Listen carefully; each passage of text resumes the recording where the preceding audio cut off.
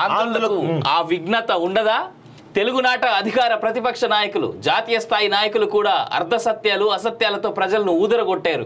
ప్రధాని మోదీ తెలంగాణపై ప్రత్యేక దృష్టి కేంద్రీకరించడం ఈ ఎన్నికల్లో విశేషం. గత ఎన్నికల్లో తెలంగాణలో అనూహ్యంగా 4 సీట్లు గెలుచుకున్న బీజేపీ ఇప్పుడు మెజార్టీ స్థానాలు కైవసం చేసుకోవడానికి ఉవ్విల్లూరుతుండగా అధికార కాంగ్రెస్ ఆధిపత్యం నిలుకునే ప్రయత్నం చేస్తుంది. 5 నెలల క్రితం అధికారం కోల్పోయిన కేసీఆర్ 1-2 స్థానాలైనా గెలుచుకుని పార్టీని కాపాడుకునే ప్రయత్నం చేస్తున్నారు.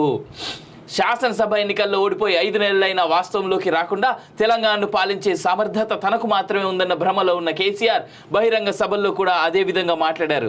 కేవలం 5 నెలల వ్యవధిలో తెలంగాణ రాష్ట్రం సర్వనాశనం అయిందని ప్రచారం చేయడం ఆయన అతి విశ్వాసానికి నిదర్శనం. ఇటీవల ఆయన చేస్తున్న వ్యాఖ్యలను బట్టి కేసీఆర్లో అహంభావం తొలగిపోలేదని అనిపిస్తోంది. ఎంత డీటెయిలింగ్ రాసిండన్న ఈ మాట కామాట. తెలంగాణలో ఈ ఎన్నికలు రాజకీయ పార్టీలకు కీలకంగా కాగా ఆంధ్రప్రదేశ్లో ఈ ఎన్నికలు ఆ రాష్ట్ర భవిష్యత్తు నిర్ణయించబోతున్నాయి. తమ పిల్లలకు మంచి భవిష్యత్తు కావాలో తాత్కాలిక తాయిలాలతో సంతృప్తి పడిపోవాలేమో అన్నది తేల్చుకోవాల్సిన బాధ్యత ఇప్పుడు ఏపీ పౌరులపై ఉంది. రాజ్యం వీరభోజ్యం అన్నట్టుగా జగన్ పాలన సాగింది. రాజకీయ ప్రత్యర్థులు మాత్రమే కాదు, ప్రభుత్వ చర్యలను తప్పుపట్టిన వారు కూడా వేధింపులకు నిర్బంధాలకు గురయ్యారు. జగన్ మళ్ళీ అధికారంలోకి వస్తే ఆంధ్రప్రదేశ్ పరిస్థితి ఏమిటో అన్న ఆందోళన కలగక మానదు.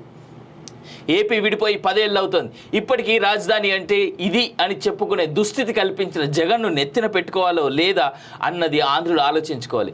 జగన్ అధికారంలోకి వస్తే రాజధాని నిర్మాణం ఆగిపోతుంది, పోలవరం ప్రాజెక్టు మూలన పడుతుంది, అభివృద్ధి అడుగంటిపోతుంది, అరాచకం ప్రబలుతుంది అని 2019 ఎన్నికల సందర్భంగా బాధ్యత గల మీడియాగా మేము చెప్పాం.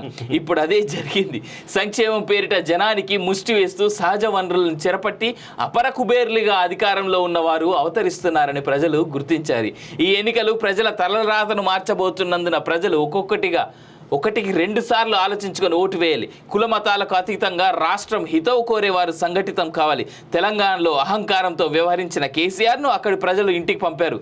ఆంధ్రప్రదేశ్ ప్రజలకు ఆ మాత్రం విఘ్నత ఉండదా?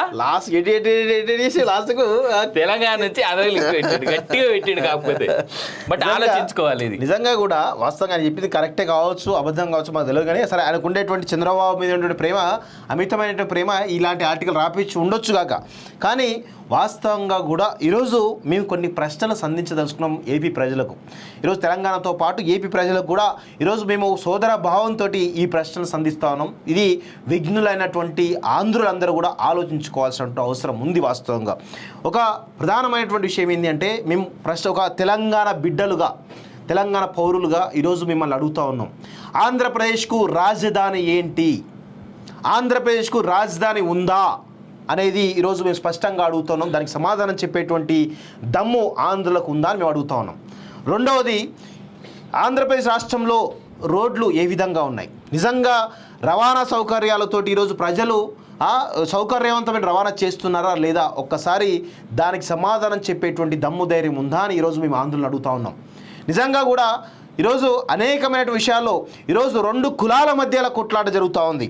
రెడ్డిలు కమ్మల మధ్య జరుగుతున్నటువంటి ఆధిపత్య పోరు జరుగుతూ ఉంది. నిజమా కాదా అనేది ఈరోజు ఆంధ్రులు గుండెపై చేసుకొని చెప్పాల్సినటువంటి అవసరం ఉంది. ఈరోజు రాజకీయం అంటే ఈరోజు ఆంధ్రప్రదేశ్ రాజకీయాలు అంటేనే ఈరోజు 2 కులాల మధ్యల కొట్లాట కనబడతా ఉంది తప్ప వేరే ఏది కూడా కనబడతలేదు.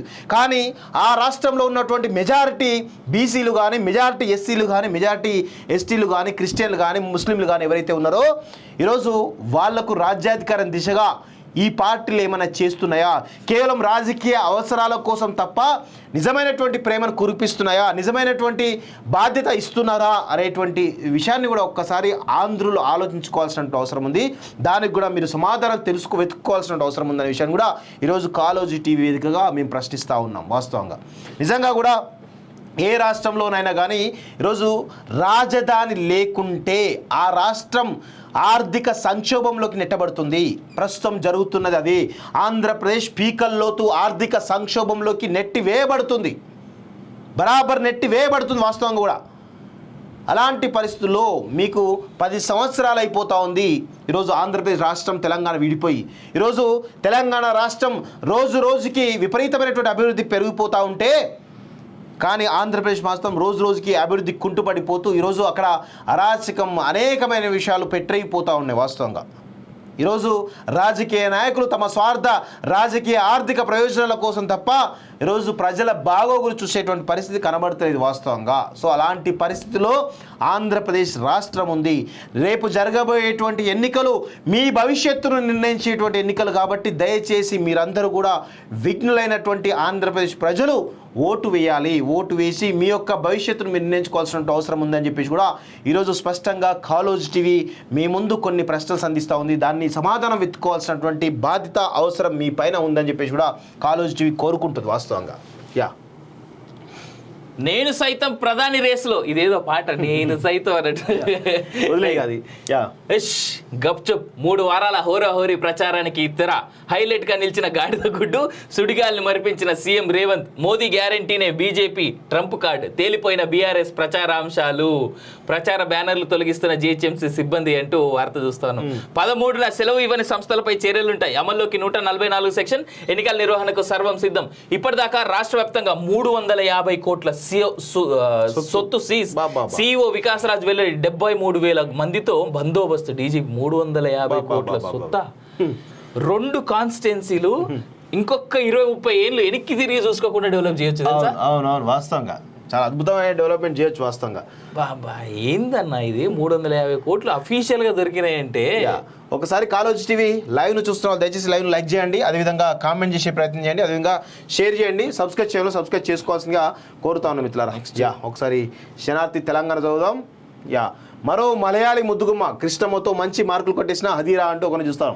యా మూగబోయిన మైకులు అంటూ ఆల్రెడీ ప్రతి దాంట్లో కూడా ఏదో న్యూస్ కనబడుతూ ఉంది. ఈసారి ఓటు రాజ్యాంగ రక్షణ కోసం, రిజర్వేషన్ల పరిరక్షణ కోసం. వాస్తవమే, ఈసారి ఓటు బీసీల హక్కుల కోసం, ఎస్సీ ఎస్టీల హక్కుల కోసం అనేటువంటి విషయాన్ని కూడా ఈరోజు మనం మాట్లాడుకోవాలి. ఈరోజు రెడ్ల ఒక్కరి కోసం కాదు ఈ రాజ్యాంగం, ఈ యొక్క తెలంగాణ రెడ్ల ఒక్కరి కోసమో లేదా విలమల కోసమో కాదు, బీసీ ఎస్సీ ఎస్టీల గురించి కూడా మాట్లాడుకోవాలి, దాని గురించి కూడా చర్చ జరగాలి. సో విఘ్నులైనటువంటి ప్రజలు ఆ దిశగా ఈ రెడ్ల ఆధిపత్యాన్ని మరి గండిగొట్టేలా ఓట్లు ఇస్తారా లేదా చూడాల్సిన అవసరం ఉంది వాస్తవంగా. జనంపై ట్యాక్స్ పెంచి కార్పొరేట్లపై తగ్గించడం మోదీ గంత ఈమె అన్నది కదా. శామ్ పిట్రోడగాడు మొన్నటిదాకా వాడు వచ్చిన వీడియోలు ఏమని, మేము ప్రజలపైన ట్యాక్సులు పెంచుతాం, ఆ పైసలతోనే వీళ్ళకి చెప్పిన ప్రామిస్లన్నీ నెరవేరుస్తాం అన్నాడు. మరి దాన్ని ఏమనాలి ప్రియాంక గాంధీ. యా ముస్లిం రిజర్వేషన్లు బరాబర్ తొలగిస్తామంటూ అమిత్ షా చెప్తా ఉన్నాడు. ఇవి ఆషామాషి ఎన్నికలు కావు, దేశ భవిష్యత్తు తలరాతను మార్చేవి. నల్లధనం పేరిట 1000 కోట్లు టోకరా చేసింది మోడీయే. మోడీ మళ్ళీ వస్తే 1 నేషన్ ఓకే ఓట్ అయితే ఉండదంటే ఒకరు చూస్తున్నాం. అయ్యో యా హైదరాబాద్ వస్తున్నా, నన్ను ఎవరు ఆపుతారో చూస్తా. అక్బరుద్దీన్ ఫిరంగి అయితే మా ఇంటి ముందు అలంకరణ కోసం ఉంచుతాం. మేము ముందుకు వస్తే 15 సెకండ్ల సమయం చాలు. ప్రతి వీధిలో రామభక్తులు, మోడీ సింహాలు తిరుగుతున్నాయి. ట్విట్టర్ వేదికగా ఓవైసీపై ఎంపీ నవనీత్ కౌర్ ఫైర్ అంటూ చూస్తాను. తప్పేం లేదు, వాడి గెలుపుతాడు, ఆమె మామూలు ఫైర్ కాదు, ఇండిపెండెంట్ గానే ఆడ పార్లమెంట్ గడగడలాడించి వాస్తవం చెప్పాలంటే. ఏపీ బాట పట్టిన సెటిలర్లు అంటే చూస్తున్నాం రైతుగా. కానీ చాలా ఆనందం వేసింది అన్న ఇది ఫోటోలు చూస్తుంటే. బాధ్యతతో అట్లీస్ట్ ఆ వీకెండ్ కోసం పోతురా, ఓటు వేయడానికి పోతురా తెలియదు కానీ మొత్తం టోల్ గేట్లు అన్ని ఫుల్ బిజీ. రైతు bonus bogus అయ్యిందంట. Yeah Aadab Hyderabad ముగిసిన